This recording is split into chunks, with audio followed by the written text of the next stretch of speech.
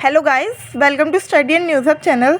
तो आज की इस वीडियो में हम CCSE एंड EB 2020 BSc 5th सेम दिसंबर 2023 मैथमेटिक्स का जो हमारा क्वेश्चन पेपर चल रहा था, number theory and game theory, उसकी सॉल्यूशन सीरीज कंटिन्यू करेंगे।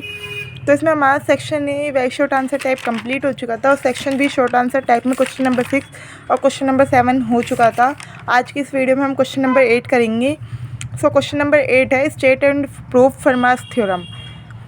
फर्मा प्रमेय का कथन और सिद्ध कीजिए। ये फर्मास थ्योरम बहुत इंपॉर्टेंट है। इस जैसे स्टेटमेंट ऑफ प्रूफ भी आ गया और इससे रिलेटेड क्वेश्चन भी आ जाते हैं, तो इसे अच्छे से कंप्लीट करना। तो इसमें क्या है, फर्मास थ्योरम का स्टेटमेंट, अगर कोई भी पी प्राइम नंबर है such that GCD of AP equal to 1, GCD of AP equal to 1 का मीन्स क्या है, P ऐसा प्राइम नंबर है जिसका ए के साथ GCD 1 है। GCD यानी greatest common divisor. Greatest common divisor का मीन्स क्या है, जब इनको आप फैक्टर देखोगे तो इनके फैक्टर में कॉमन क्या आएगा, सिर्फ 1 और कुछ नहीं आएगा। तो इस यानी ये एक दूसरे को डिवाइड नहीं करते। तो इसका मीन्स क्या है, देन वो मीन्स नहीं, इसका स्टेटमेंट ये है, अगर ऐसा कोई नंबर है P prime such that GCD of AP equal to 1, तो देन A की power P-1 will be congruent to 1 mod P, that is A की power P-1 is divisible by P। A की पावर P-1 किसके congruent होगा, 1 mod P के। अगर P कोई ऐसा प्राइम नंबर है जिसका A के साथ GCD 1 है। इसे कैसे लिख सकते हैं, ये -1 इधर लेके तो यहाँ पे 0 आएगा। 0 का मीन्स क्या है कि P इधर वाले नंबर को डिवाइड करता है, यानी A की पावर P-1 को P क्या करता है, डिवाइड करता है, यानी ये वाला नंबर P से डिविजिबल है। दोनों का मीन्स वही है, P डिवाइड करता है इसे या फिर ये इससे डिविजिबल है, यानी उल्टा लिखो ऐसे लिखो, मतलब सेम है। तो इसके लिए हमें प्रूफ करने में एक एक्सपेंशन की ज़रूरत पड़ेगी। किसका एक्सपेंशन, B1 प्लस B2 की पावर P का एक्सपेंशन। तो क्या लिखेंगे प्रूफ में, सबसे पहले we know the expansion of B1 plus B2 की होल पावर P एज क्या होगा, B1 प्लस B2 की power P equal to B1 की power P plus PC1 B1 की power P-1 B2 plus PC2 B1 की power P-2 B2 plus dot dot dot PC P-1 B1 B2 की power P-1 plus B2P। क्या है इसमें ये है, पहले B1 की पावर P है और धीरे धीरे एक एक डिक्रीज़ होती जा रही है B1 की पावर P, फिर P-1, फिर P-2, अप टू कहाँ तक जाएगी, B1, और फिर B1 गायब भी हो जाएगा, यानी B1 की पावर 0 तक। क्योंकि किसी की भी पावर 0 हो तो 1 आएगा, तो वो लिखने की हमें यहाँ जरूरत नहीं है। अब और क्या हो रहा है, B2 की पावर इंक्रीज़ होती जा रही है। पहले B2 की पावर 0 थी तो हमने लिखा नहीं, फिर B2 की पावर 1 थी, फिर B2 की पावर 2 थी और अप टू B2 की पावर P-1 P। तो B1 की पावर डिक्रीज़ हो रही है और B2 की पावर इंक्रीज़ हो रही है। उल्टा भी लिख सकते हो, यानी एक की पावर डिक्रीज़ होगी, एक की इंक्रीज़ होगी। और ये कॉम्बिनेशन वाला हमारा लगेगा NCR वाला होता है ना, NCR equal to factorial N upon factorial N-R factorial R। तो ये वाला हम जो एक्सपेंशन है उसमें ये भी आता है, यानी पहले PC 0 होता तो वो उसकी वैल्यू 1 होती है, तो इसलिए हमने वो नहीं लिखा। फिर PC1 PC2 PC3 PC4 ऐसे करके PC P-1 PC होता तो वो भी नहीं लिखा हमने, यानी 1 से लेके P तक जा रहे हैं ये टर्म्स, यानी पावर P है। तो इसमें क्या है, all the terms which are in the form of NCR have P multiplied by sub integer since NCR equal to factorial N upon factorial N-R upon factorial R equal to क्या आएगा, N into some integer.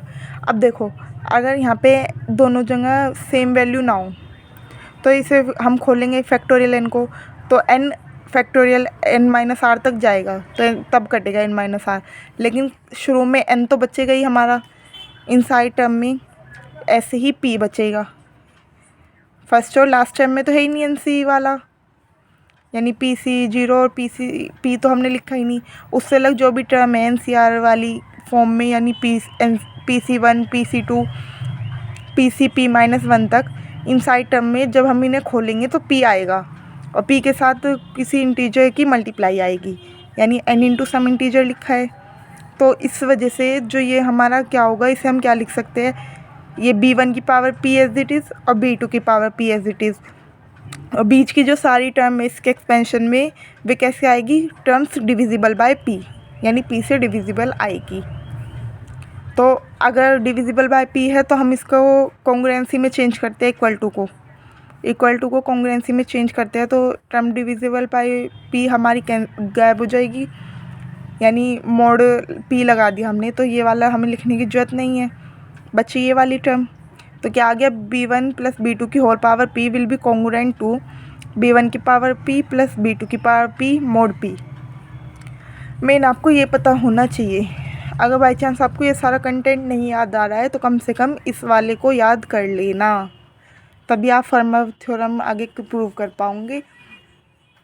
यानी यहाँ से लेके ज़्यादा important है, ऊपर का है थ्योरी समझने की कि ये आया कहाँ से।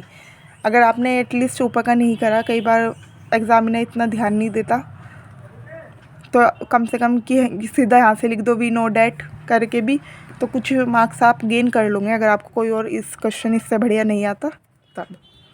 पर वैसे लिखना पूरा ही चाहिए।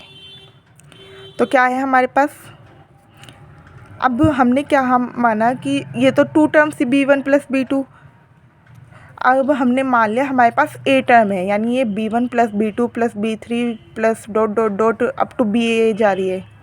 ऐसे इधर फिर क्या हो जाएगा, इसकी होल पावर P थी और इधर क्या है, अलग अलग टर्म की पावर P आ रही है, तो B1 की पावर P प्लस B2 की पावर P प्लस B3 की power P plus dot dot dot BA की पावर P मोड P, यानी ये वाली टर्म इसके कॉन्ग्रुएंट हो गई।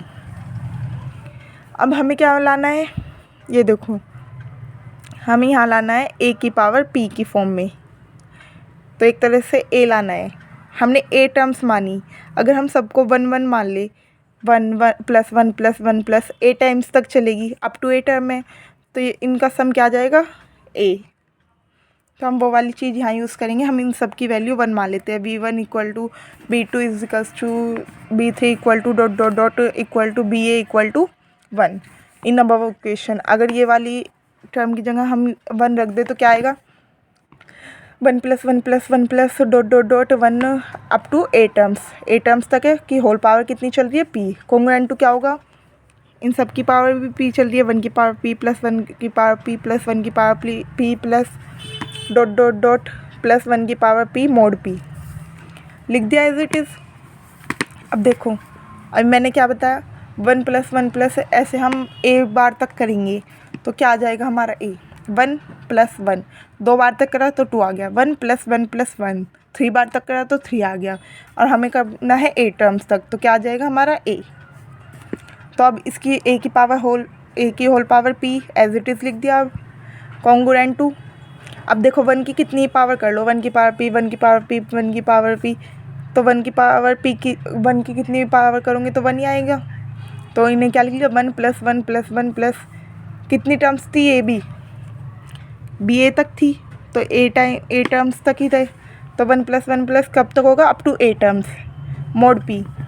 अब जैसे यहाँ पे A की power P as it is आ गया कॉन्ग्रुएंट, अब भी जैसे यहाँ पे हुआ था हमारा A टर्म्स तक था तो A आ गया था, अब यहाँ भी तो 1 A टर्म्स तक ही चल रहा है तो यहाँ भी A आ जाएगा।